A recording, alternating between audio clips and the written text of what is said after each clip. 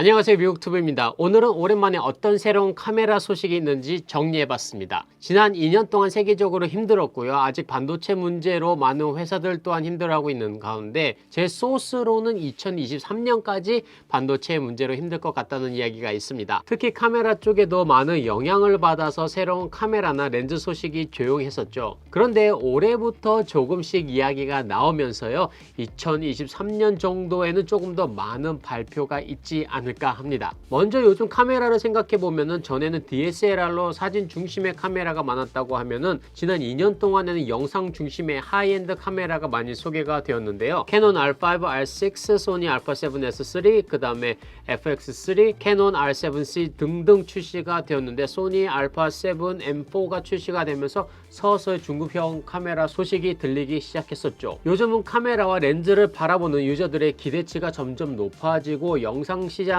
더 커지면서 사진과 영상의 이 두 가지 영역을 모두 커버하려고 엄청나게 노력을 하고 있습니다. 그래서 영상 스펙의 그 카메라인데 화소가 높아졌고 4K, 6K가 기본으로 들어가 있는 카메라가 늘어나고 오토포커스 및 다양한 커스터마이제이션이 가능하게 되었습니다. 그뿐 아니라 카메라용 장비 또한 많이 작아지면서 휴대성을 높이고 성능과 부담을 줄이려고 하고 있는데요. 이런 거 다 생각하면은 카메라를 만들고 계시는 모든 분들께 감사의 말씀을 드리고 싶어요. 나와라 카메라! 그럼 먼저 캐논부터 소식을 전해드립니다. 캐논도 RF 바디에 올인하면서 EOS R, RP, R5, R6, R5C로 나오면서 처음엔 R과 RP는 새로운 미러레스 바디 테스팅이라고 하면은 R5, R6 라인으로 고급형을 먼저 출시해서 본격적으로 미러레스 시장에 들어왔는데요. 일단 고급형이다 보니까 성능은 좋은데 가격에서 너무 비싸서 일반 취미로 하시는 분들이 덥석 구매하기 힘들었었죠. 그런데 이번에 출시가 되는 카메라는 입문자용으로 확 그 벽을 낮췄습니다. 아직 자세하게는 나오지는 않았지만은 24.2메가픽셀 기계식으로는 15프레임, 전자식으로는 23프레임으로 찍히고 SD카드는 1개 서포트가 되는 EOS R10과 그 다음에 R7이 조만간 출시가 될 듯 합니다. 지금 현 상황으로는 5월 24일 발표 예정이라고 하는데요. 지금부터 계속해서 성능에 관한 소식은 업데이트 될 듯 합니다. R7은 32.4메가픽셀 APS-C 듀얼 픽셀 시머스 오토포커스 있고요. 15프레임으로는 기계식으로, 전자식으로는 30프레임으로 업그레이드가 되었습니다. 전자식으로 30프레임이기 때문에 웬만해서는 빠른 동작을 다 잡을 수 있게 되었는데요. 이 정도 된다고 하면은 프로세서도 그만큼 빠르지 않을까 생각해 봅니다. 두 개 SD카드와 4K 60프레임, 그 다음 1080p 120프레임 C-Log3 IBIS가 들어가 있다고 하는데 R7 같은 경우는 올해 6월이나 7월 사이에 출시가 될 것 같다고 합니다. 여기서 재밌는 것은요, 화소만 이야기가 나오고 센서에 관해서는 자세한 내용이 없습니다. 즉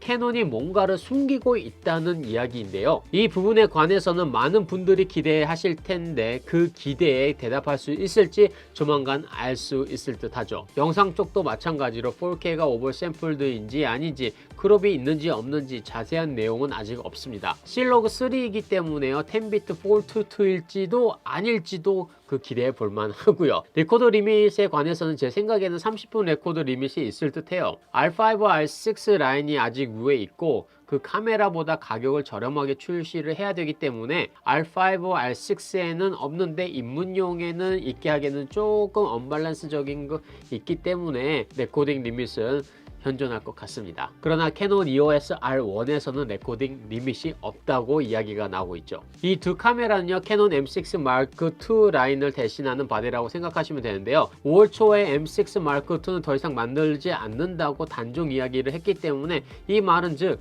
캐논이 EOS M 라인에서 RF APS-C 센서 그 라인으로 가려고 하는 것이 아닌가라는 생각을 해볼 수가 있습니다. M 라인 단종에 관해서는 RF APS-C 라인 카메라 가격을 보면 조금 더 추측해 볼 수 있을 듯 해요. 캐논 R6보다는 낮을 것으로 추측이 되니까요, 2,000불 정도, R10은 뭐 1,500불 정도 되지 않을까라는 저만의 생각입니다. 렌즈는요 RFS 18에서 45mm, 18에서 150mm 라인으로 키트 렌즈용으로 같이 출시가 될 듯 합니다. 다음 주 정도에 발표가 될 듯 하죠. 소니는 알파7, R5 소식이 있기는 하지만 아직 자세한 사항은 나오지 않았기에 조금 더 기다리시면 나중에 나오는 대로 말씀을 드리도록 하겠습니다. 소니에서 제일 핫하게 지금 기다리고 있는 건 사실 소니 APS-C 렌즈인데요. 두 개의 프라임 렌즈와 줌 렌즈가 G라인으로 조만간 소개가 될 듯 합니다. 11mm 울트라 와이드 프라임 렌즈 조리개 1.8과 15mm 1.4는 아마도 가격이 저렴하면서 엄청나게 가벼운 렌즈가 되지 않을까 생각해 보는데요. 이번에 출시한 16, 35mm와 2470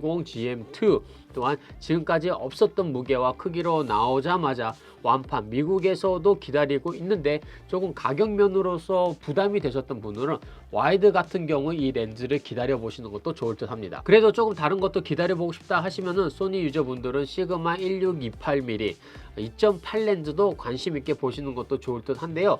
6월 초에 발표 예정인 시그마 1628mm는 72mm 필터 렌즈에 450g 정도밖에 안 되는 소니 E 마운트 그 다음에 라이카 L 마운트로 출시가 될 예정이라고 합니다. 점점 많은 카메라 관련 회사들이 지금까지 가둬둘 수밖에 없었던 그 문을 조금씩 열기 시작을 한 듯 합니다. 새로운 카메라와 렌즈 소식이 들리니까요. 저 또한 기분이 너무 좋아요. 올해는 아마도 입문자용 카메라와 렌즈가 많이 출시되지 않을까 생각을 하는데요. 오늘 영상은 여기까지 하고요. 또 새로운 소식이 있으면 함께 나누도록 하겠습니다. 오늘 영상 시청 감사드리고요. 아직 채널 구독을 안 하셨다면 채널 구독과 좋아요 알림 설정도 눌러주시고요. 저는 다음 시간에 또 다른 영상으로 찾아뵙겠습니다. 감사합니다.